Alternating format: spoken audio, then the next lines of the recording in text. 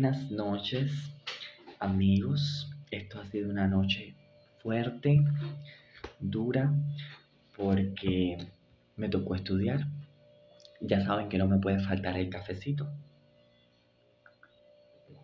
que es mi mejor compañero en estas noches.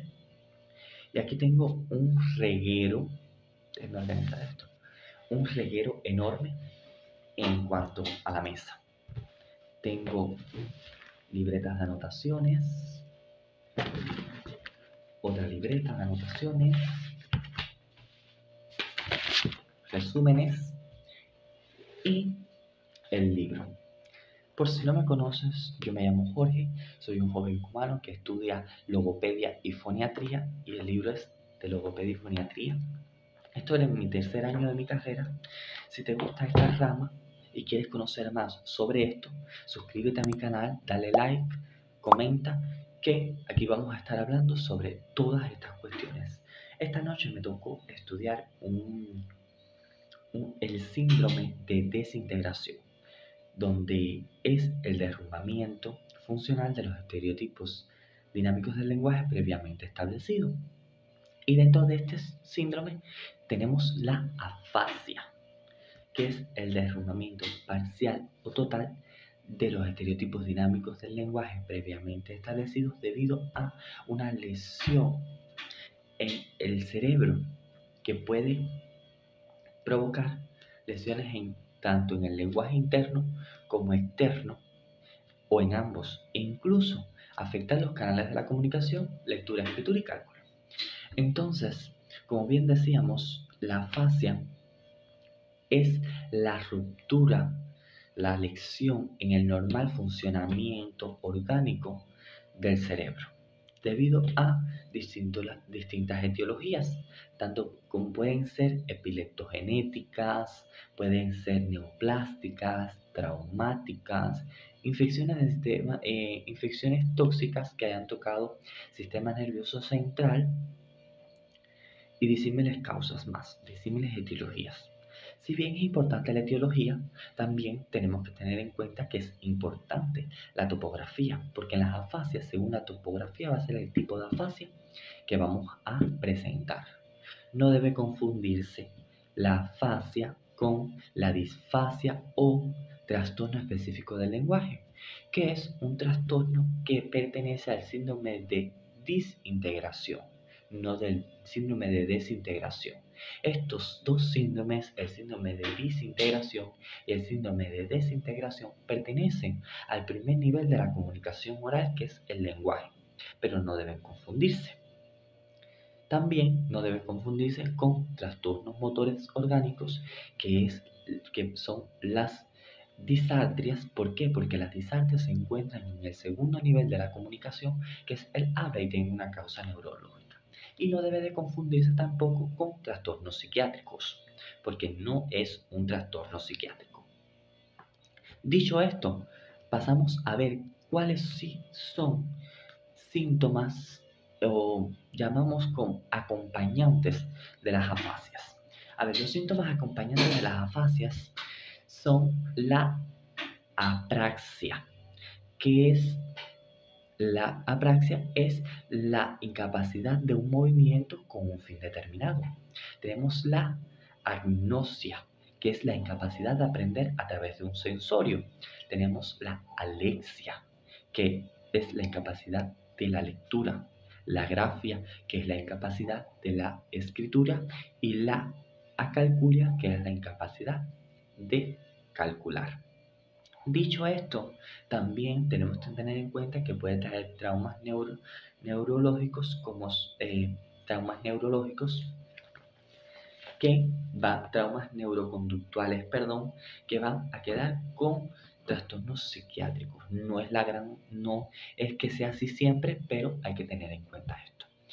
Las afasias se dividen en dos grandes grupos, las afasias sensoriales y las afasias motrices. Ahora, de los dos grupos, en cada grupo existen tres tipos de afasia.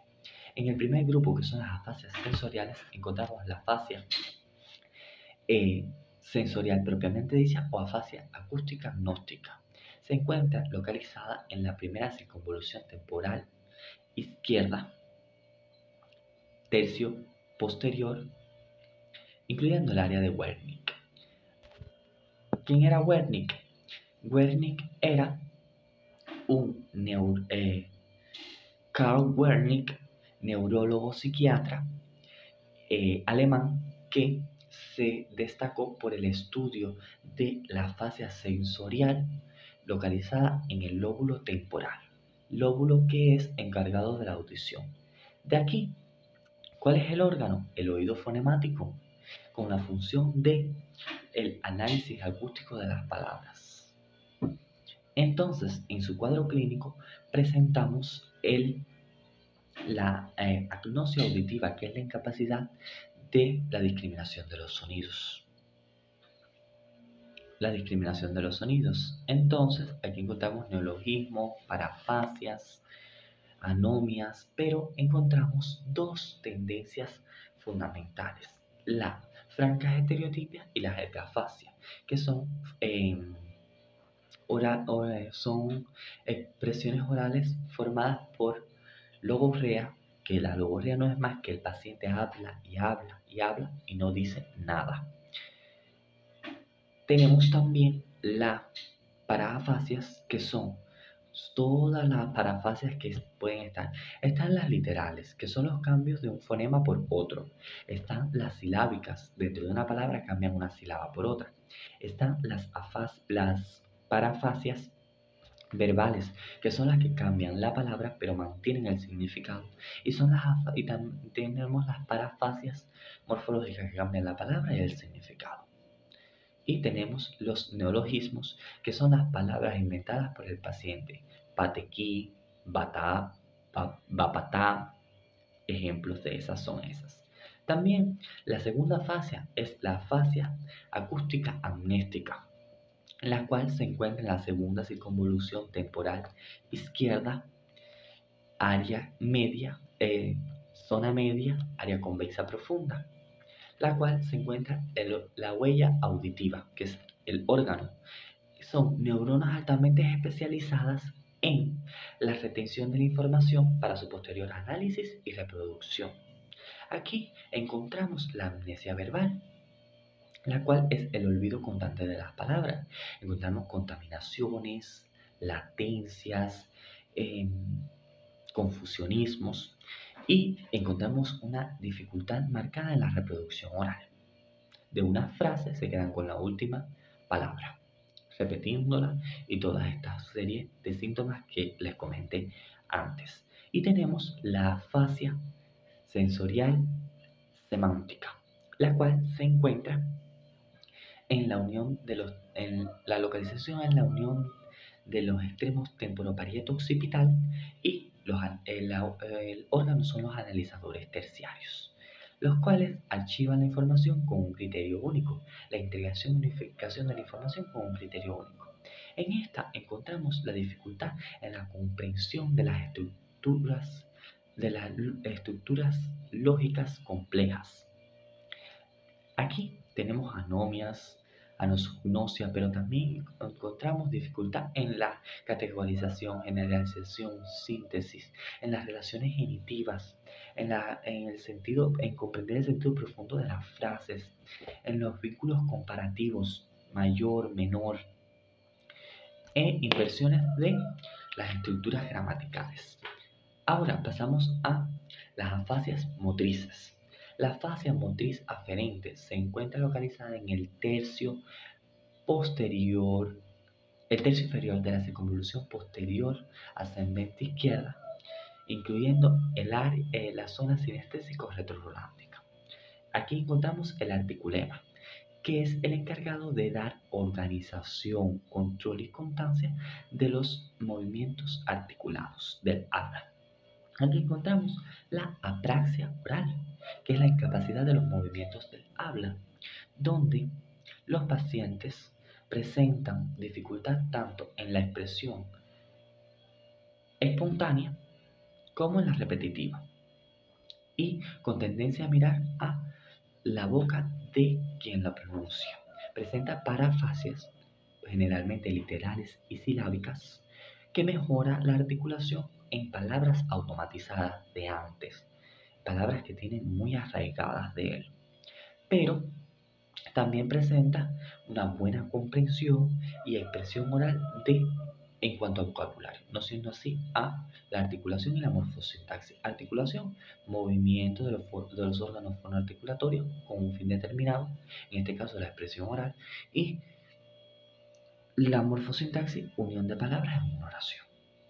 Entonces, la fascia motriz eferente se encuentra localizada en la zona prerolándica, la parte inferior de la circunvolución parietal, incluyendo el área retrorolándica, incluyendo el área de Broca. El órgano es en las áreas premotrices y conforman la melodía cinética. Aquí encontramos tres cuadros clínicos. El primer cuadro clínico es el ligero, donde el paciente presenta parafasias, latencias, confusionismo, pero se entiende lo que dice.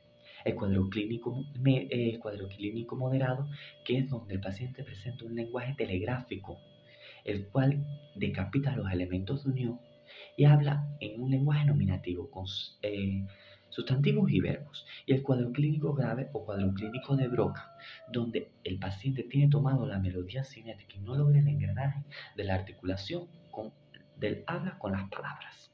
Y la fascia frontal dinámica, que es en la zona lateroinferior del lóbulo frontal izquierdo, donde es el encargado de el órgano es el lóbulo frontal y es el encargado del despliegue lineal del lenguaje interno, de la espontaneidad del lenguaje.